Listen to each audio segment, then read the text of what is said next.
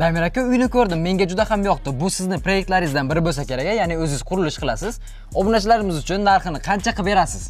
Siz obunachilaringiz uchun narxini qancha qilib bersak sizlarga ma'qul bo'lishi mumkin? Menimcha 300 millionga arzisa kerak bu hovli. Yo'q, siz obunachilaringiz uchun albatta bu uyni 250 million emas, 235 millionga qo'yib beramiz. Nima deysiz? Bo'lmasa o'zingiz uy haqida qisqacha ma'lumot bering. Bo'ldi, videoni oxirigacha ko'rib turing. Bitta like ham qizarib turing, uy haqida to'liq ma'lumot berib o'tamiz.